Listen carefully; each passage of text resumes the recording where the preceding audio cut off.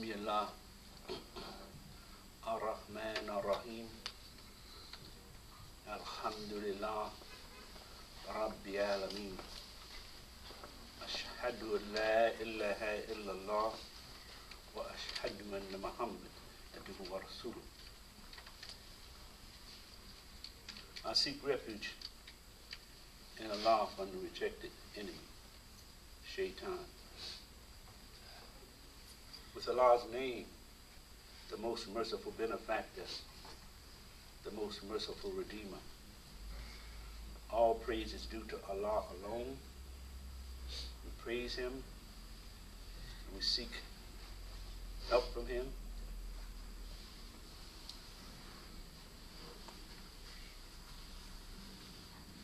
And I bear witness that there is no deity, nothing worthy of worship except Allah and Muhammad sallallahu alaihi wasallam, to whom the Quran was revealed 1400 years ago, is his servant to mankind. So many times we hear different comments in the world, in the media,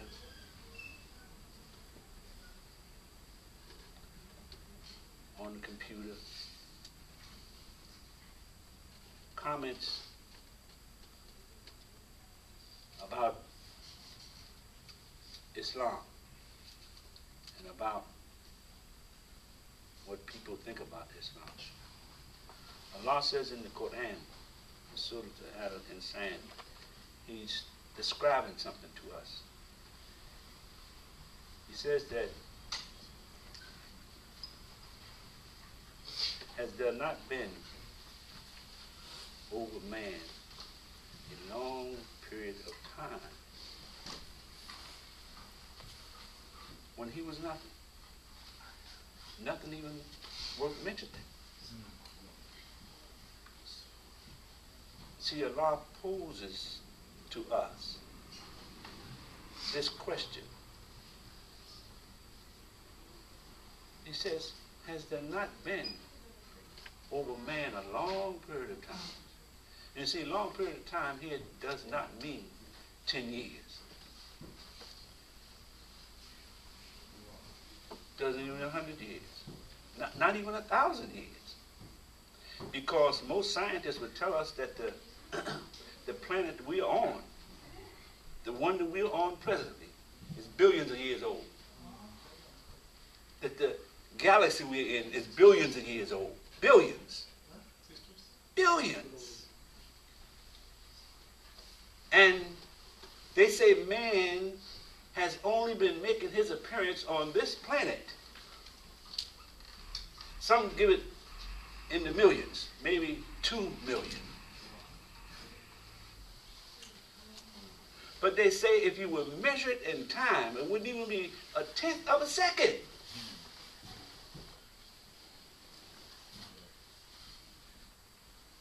Now man just found that out, but Allah was telling us this 1400 years ago. There was a time in the history of the human being when it wasn't even mentioned. The creation didn't even see us. The creation couldn't even feel the birth of the human being coming.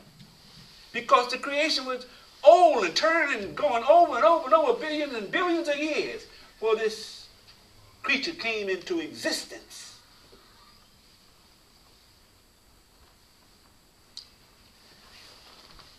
Allah is simply trying to point something out to us. Then He said, verily we created man from a drop of mingled sperm in order to try him. Now, in one statement here, Allah is telling us how He did this.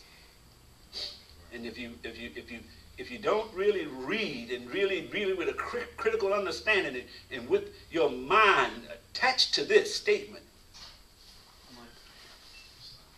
He said He created us from sperm. in order to try him.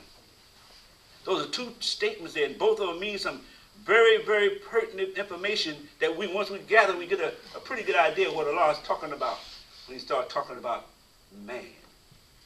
Sperm. To use that term, to use the idea, to use the concept means now man is coming into a physical reality. We brought man into a physical reality. And the sperm, as we know, we talk about the sperm and the egg, that's not this sperm here.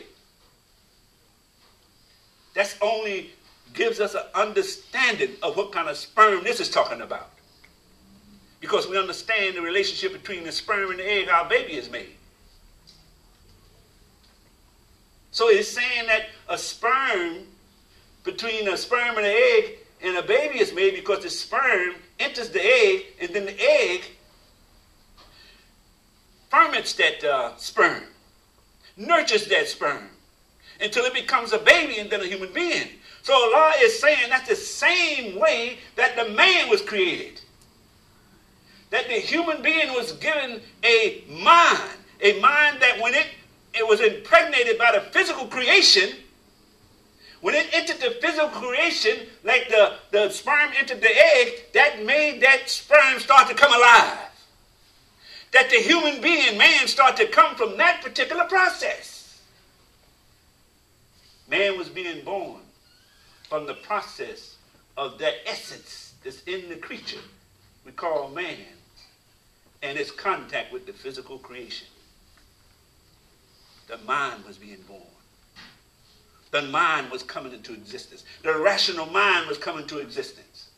It's what Allah is talking about. Our rational mind was coming to existence after he made it possible that the human essence would come in contact with this physical creation and it'll make us start thinking.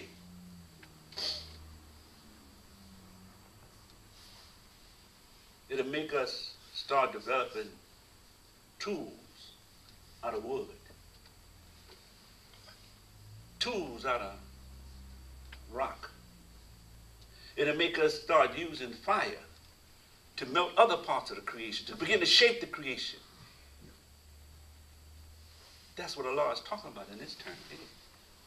He created man from that collision of intellect with the physical creation. And why did he do that? In order to try him. That means that man has a purpose. Man has a purpose. He created man with a purpose. He didn't just do this to be doing it. No, he did it with a purpose in mind for the human being.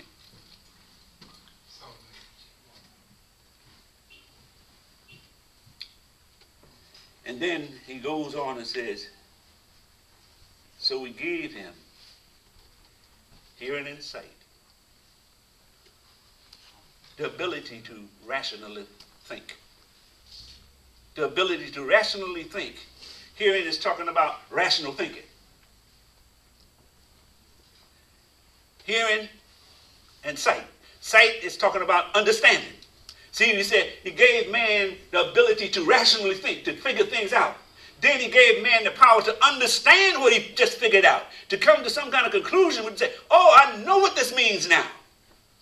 I have an idea about what this means. He gave man those gifts, the gift to think and to understand what he was thinking about. This is what Allah is saying to us here. He's laying out a beautiful picture about how he created the human being. Now, I know we've been hearing a lot in the media about what people think, what they think about Islam, what they think about what's going on in the world today. But when we read the Quran, if we're reading it regularly, like Allah asked us to do, he asked all of us who believe, he said, read the Quran regularly, daily. Daily. Not occasionally. It's not about occasions. Daily. Each morning. After Salat.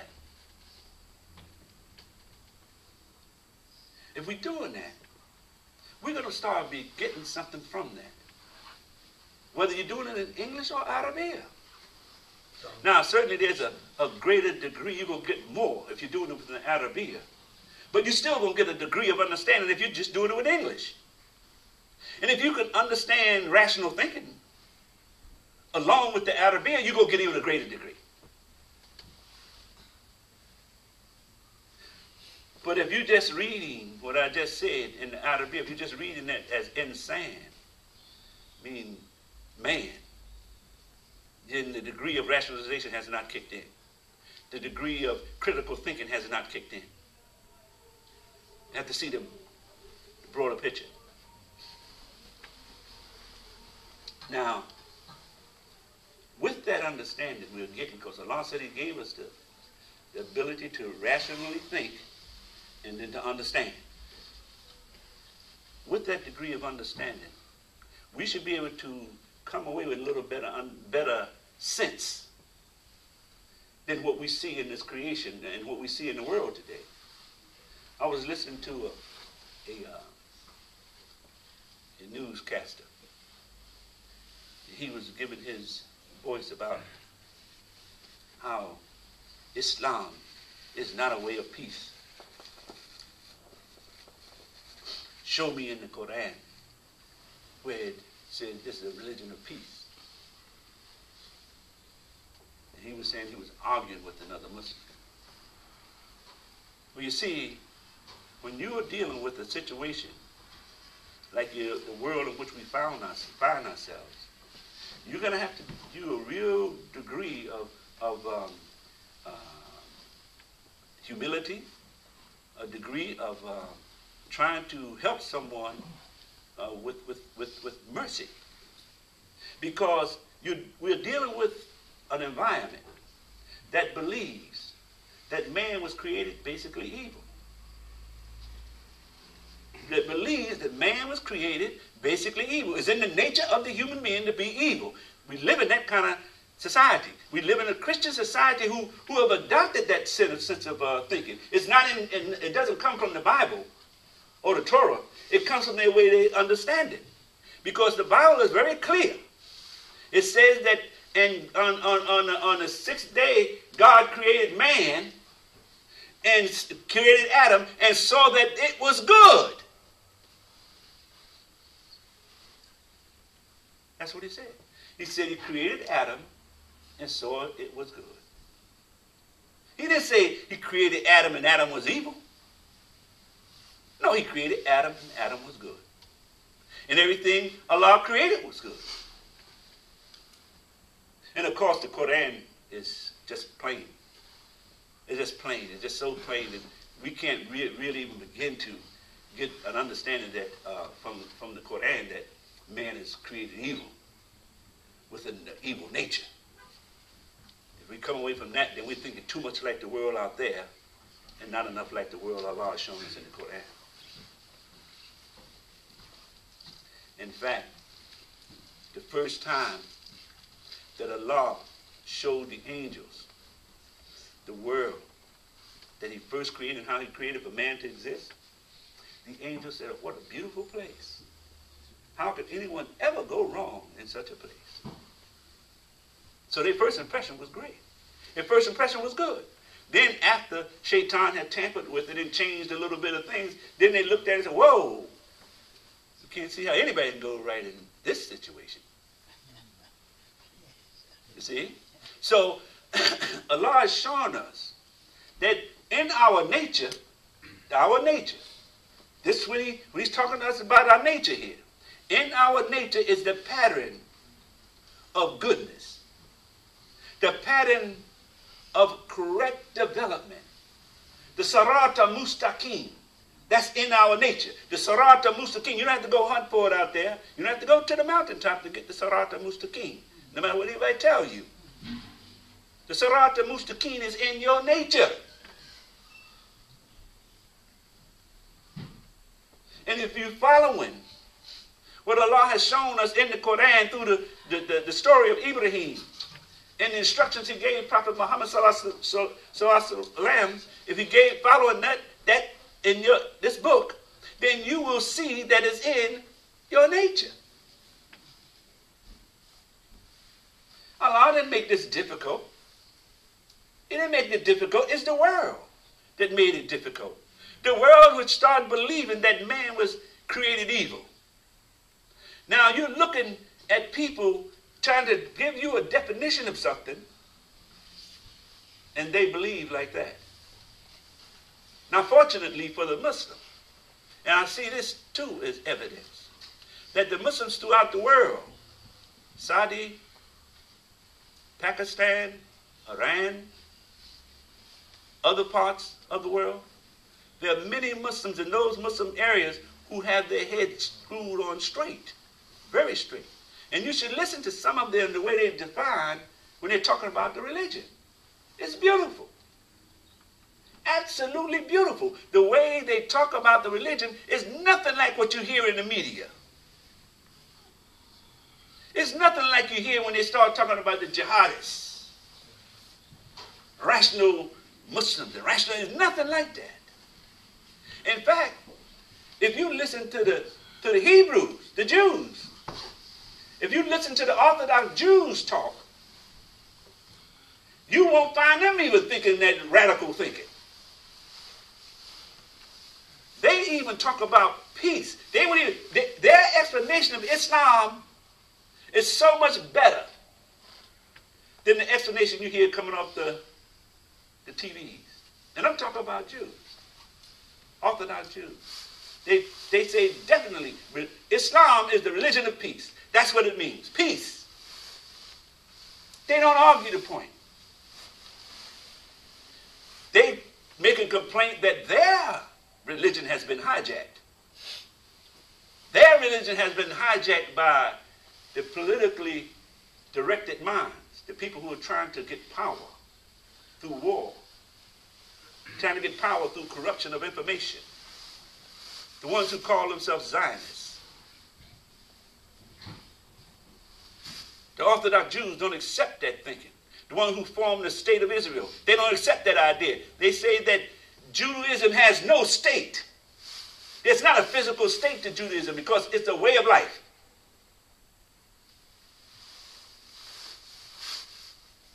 See, these are people who've been thinking. These are people who've been thinking and reading their book and coming away with the knowledge and understanding that they can carry with them and make sense. If you lean on the knowledge that we get from the world today, we're going to be in war forever. I mean physical war. I'm not talking about a war of words.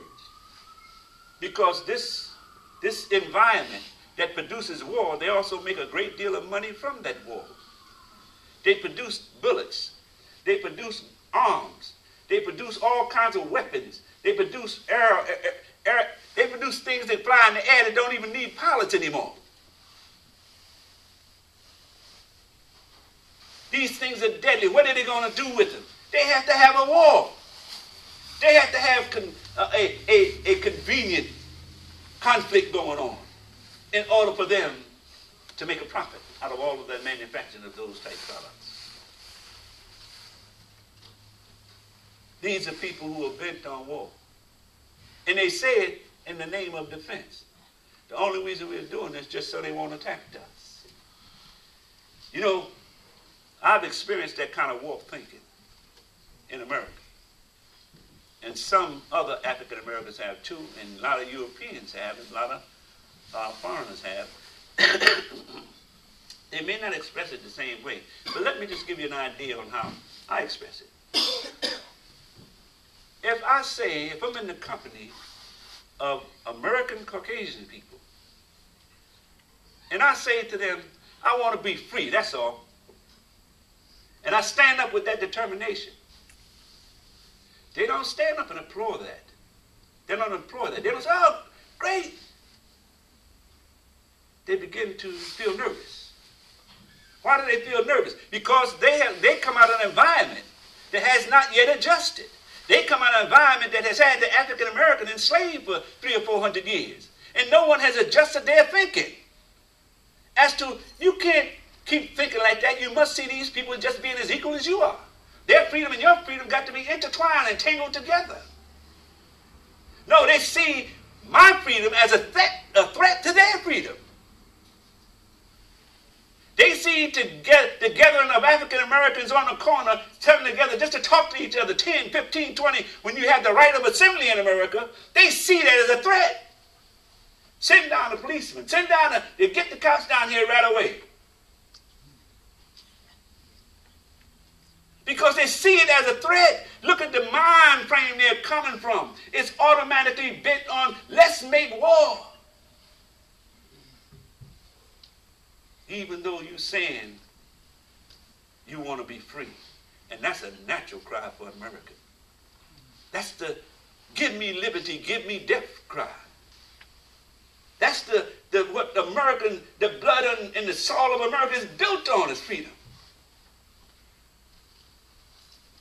Life, liberty, and the pursuit of happiness. That's freedom. But because of the warped thinking that's in the environment, and the people have not yet adjusted. They had not adjusted to this modern time, where now we're using words to change the thinking of people. They still having their emotions. These lingering products of an old era that had people hating each other, had people at war against each other. They're still in the emotions. They're still tied into their emotions. They have to be able to start to go through the transition. Now, most of the adults in our time may not be able to make the transition. They'll try hard, and you get a lot of people trying hard today. Don't think that every time you see an African American and a white man together, or vice versa, that there's a war going on between them. No, they're really trying to get along. And some of them do get along, depending upon what arena they're in. You take athletes, for example. Athletes almost just drop that whole notion of I'm against you and you against me. If we're on the same team, we teammates. Let's win this game. You see, they have a reason to circumvent that thinking. They have a reason to overcome that what appears to be logic out there. That they have that power to overcome it, because now they have a reason. They're on the same team. And victory is on the mind of everyone. You notice in the last Super Bowl, you got a chance to listen to those when they was talking. They had mics on the different teammates and said, "We brothers. I love you. We love each other. We got to do this together. The black and the white." They didn't want to think about it. When they would come across the imprint that this is well, you black and I'm white, but we can work together. They didn't even get to that point. We're teammates. Let's win this thing. That same attitude has to come into the American environment. That same attitude has to come into the general population, that we are Americans. We all are Americans, and we are citizens of America, and we all have the same rights. And our best thing we can do is work together to build a better American for the future. So we all have to come into that kind of thinking. Because that's the thinking of survival. Believe it or not, that's the thinking of survival. If we're in the concept and the mind frame of thinking that our race is going to be exterminated unless we take this offensive position, and if the Christian is thinking that, if the Jew is thinking that, and the Jews are notorious for it, I don't even know if some of them are conscious of it, that they're talking about divine people. They're talking about chosen people. And they're talking about the salvation of their people. That means that we have to practice racism. In order for us to exist in the form that we're in, we have to practice racism. Because if we mingle with you freely, then that's going to dissipate our quest for chosen people. We all start to look and think alike. But we don't want that. We want to be different. We want to be unique from you. Because we are God's chosen people. Now, this is the same premise on white supremacy. Same thinking. And as long as people think they're preserving themselves, they think they have this divine right to preserve themselves. In that preservation, they destroy the existence of someone else.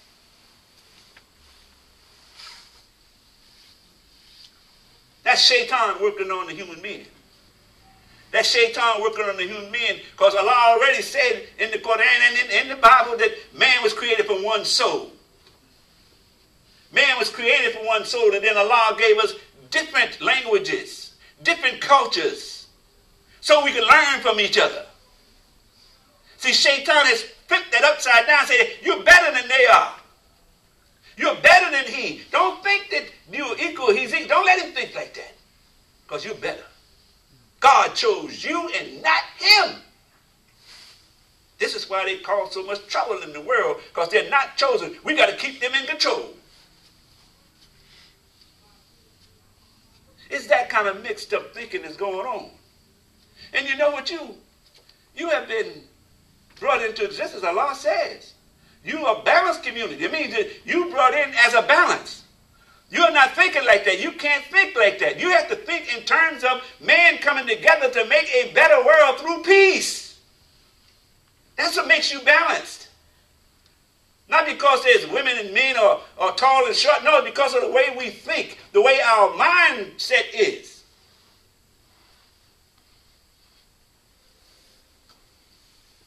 So let's think.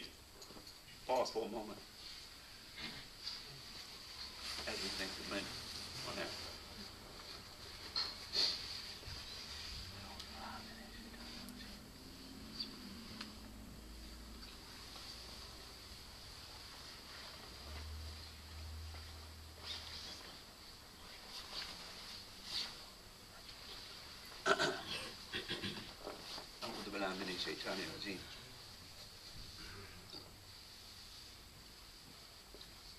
Bismillahirrahmanirrahim. Alhamdulillah Rabbil Alameen. Ashhadu an la ilaha illallah. Ashhadu anna Muhammadan abduhu wa rasuluh. So it's so vitally important today that we understand what Allah is telling us in the Quran. It's so vitally important that we get into our nature, the nature in which Allah created all human beings. And it's so important that we begin to learn how to bring peace into the world. We first learn that how we bring peace to each other. You know, we can't even greet each other unless we do it in peace. You're not even greeting the Muslims. Hey, man, what's up? You're not greeting the Muslim. Hey, what's going on? How you doing, brother? No, you're not even greeting the Muslims. You got to say, Assalamu alaikum. Now the playing field has been leveled when you say that. Then he says, wa alaikum assalam. Now the playing field is leveled. We can do something now. We can work together now. Because we know the ground on which we are standing. Allah brings us into that kind of existence where we got to practice it daily. We have to practice this form of existence daily. And once we really get it down, and once we really get it into our nature, then that's going to affect the rest of the world. To be able to see the benefit of peace. To be able to see that the world would be a much better world. Much safer world. It makes much more progress if we was a world in peace. Working with each other. Bringing new things into existence. But we are the community that has that balance. And we shouldn't take that the way that some other groups take that idea about we're special in the sense that we're above someone else. No. That's not what that balance is talking about. That balance is talking about we're trying hard to live together in peace. That's what the balance is talking about. We are a community that's trying hard to live together in peace with each other first. With our families. With our children. With our spouses. Right on down to our neighbor. Allah says our neighbor. We have to live this kind of life with our neighbor. Those who live around us. They should see us in this peaceful life, not with this old kind of make-believe peace. That every time you come out with your head down. No, that's not what I'm talking about. I'm talking about the kind of peace where you can count on each other. You can work with each other. They can trust you, and you can trust them. That's practicing Al-Islam. And then when we start practicing that, then those people who stand outside and talk about, show me in the Quran where it says that religion is peace. It wouldn't even cross their mind, because everything they see in your behavior would define peace. Everything in your behavior would define peace. They won't even have to ask you. They won't even have to get into a discussion with you about peace, because that's what you are. Your nature. Islam. Al-Islam. Allah said, on this day I've given you, perfected for you, prescribed for you, Deen al-Islam. Why? Because it's in your nature. And he says, this is the book, Ummi Kitab, talk about the Quran. This is the book, you hear the word Ummi in there. What is a mother? A mother is the one who shapes her child. A mother is the one who nourishes her child. Teaches him the things, the ins and outs, teaching him, don't do this, honey, don't do this, baby, do this way, do that way. That's what a mother does. The Quran nurtures our nature. That's what it does. It nurtures our nature. And when we begin to let it happen on a large scale, then a lot of this other things we see with people who are so easily influenced to go start a war somewhere won't be happening. They have the strength to say, no, I'm not part of that. Right now, that strength is not there, because the world is so bent on war, coming from all angles. But we have to be as determined about peace as they are about war. We have to be as determined about the Quran as being established as a way of life as they are about tearing it down. We have to do it in a humble and peaceful way. So we thank Almighty God, Allah, for blessing us to be here this day and giving us the blessings of His mercy. And we ask Him to bless those who were unable to make it and who intended to make it. And we thank Allah for blessing us. And we ask Allah to give us the best of this world and of the hereafter, and protect us from the fire. Amen. Comment to Salah. Allahu Akbar, Allahu Akbar. أشهد أن لا إله إلا الله. أشهد أن محمدا رسول الله. حي على